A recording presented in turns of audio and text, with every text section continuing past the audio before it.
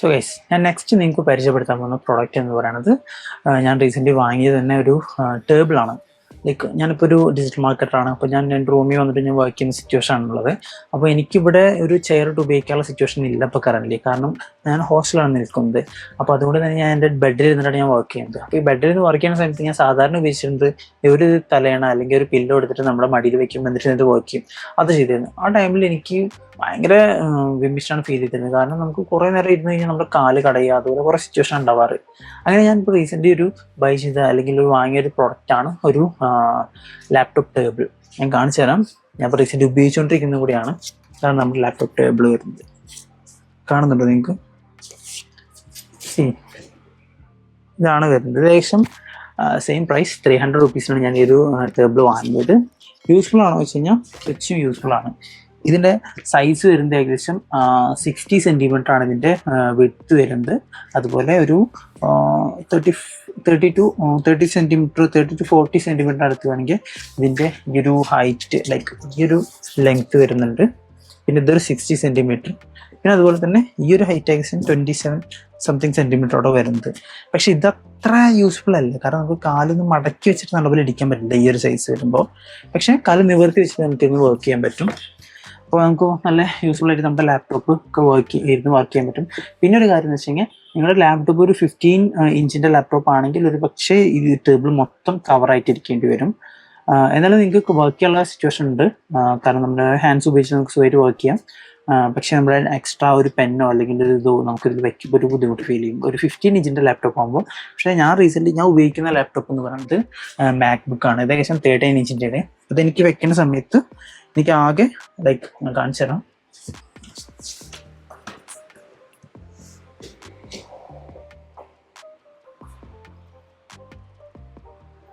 ഉണ്ടോ? എനിക്ക് ആകെ എത്ര സ്പേസ് വരുന്നുള്ളൂ, അത്രയും ബാക്കിയാണ് എനിക്ക് സ്പേസ് വരുന്നത്.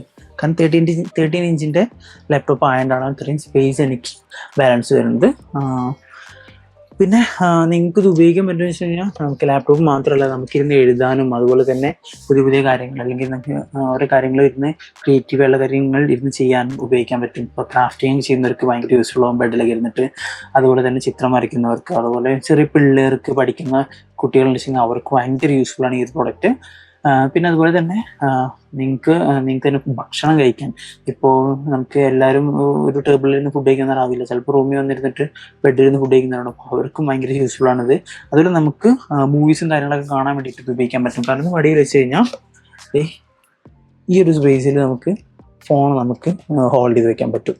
ഇതിനകത്ത് മൂവിയാണ്. അതുപോലെ തന്നെ നമുക്ക് ചെറിയൊരു ഗ്ലാസ് ഒക്കെ വെക്കാനുള്ള സ്പേസ് ഉണ്ട് ഇതിൽ. പിന്നെ ഇതിന് ക്വാളിറ്റി നോക്കുകയാണെന്ന് വെച്ചെങ്കിൽ 300 റുപ്പീസിനുള്ള ക്വാളിറ്റി ഉണ്ട്. അതെന്തായാലും ഡെഫിനറ്റ്ലി ഒരു പ്രൊഡക്റ്റിനുണ്ട് 300 റുപ്പീസിക്കുള്ള ക്വാളിറ്റി.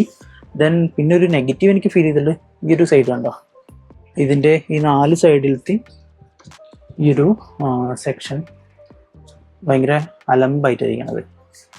കാണിച്ചു തരാം. ഇത് എനിക്കൊരു നെഗറ്റീവായിട്ട് ഫീൽ ചെയ്തു. അറ്റ്ലീസ്റ്റ് ഇതും കൂടി ഒരു ക്വാളിറ്റിയിൽ കൊടുക്കുകയാണെങ്കിൽ അത്രയും ബെറ്റർ ആയിരുന്നു. പിന്നെ നമ്മളധികം ഹാർഡ് യൂസ് ഇല്ലാത്തവർക്ക് ഇത് നല്ലതാണ്. ചെറിയ പിള്ളേരൊക്കെ ഉണ്ടാകുമ്പോൾ മേ ബി ഇതുമ്പോൾ കയറി ഇരിക്കുകയൊക്കെ ചെയ്യും, അപ്പോൾ മേ ബി പൊട്ടാൻ ചാൻസ് കൂടുതലാണ്. സോ നിങ്ങൾക്ക് ഈ പ്രൊഡക്റ്റ് വാങ്ങാൻ താല്പര്യമുണ്ടെങ്കിൽ ഞാൻ എൻ്റെ ഡിസ്ക്രിപ്ഷനിൽ ഇതിൻ്റെ ലിങ്ക് കൊടുക്കാം. അപ്പോൾ താല്പര്യമുള്ളവർ ഇത് വാങ്ങാം. ഞാനിത് വാങ്ങിയത് ആമസോണിൽ നിന്നാണ്. പിന്നെ നമ്മുടെ വീഡിയോ ഇഷ്ടപ്പെട്ടാൽ ജസ്റ്റ് ഒന്ന് ലൈക്ക് ചെയ്യുക, സബ്സ്ക്രൈബ് ചെയ്യാം, നിങ്ങളുടെ കമൻസും കാര്യങ്ങളൊക്കെ മെൻഷൻ ചെയ്യാം. സോ അതിൽ നിന്ന് അടുത്തൊരു ഇൻട്രസ്റ്റിംഗ് വീഡിയോ ആയിട്ട് വരുന്നവരെ ബൈ.